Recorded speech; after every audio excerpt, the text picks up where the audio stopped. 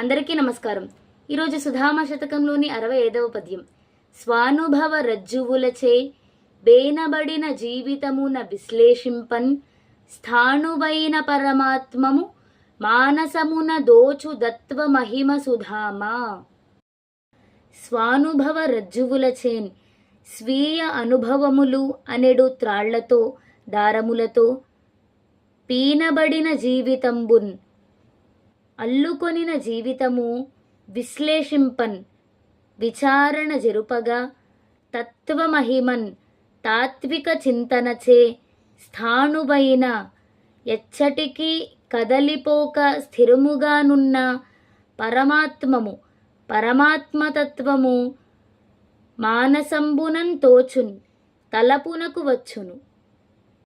ఓ సుధామ, పరమాత్మ అనుభవైక వేద్యమే కానీ ఒకరు చెప్పగా గాని ఒకరిని అనుసరించగా గాని పుస్తకములలో చదువుగా లభించినది కానీ కాదు.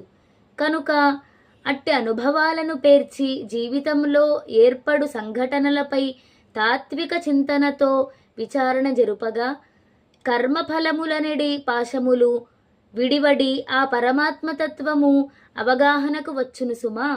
ఇది ఈ పద్యం యొక్క భావం.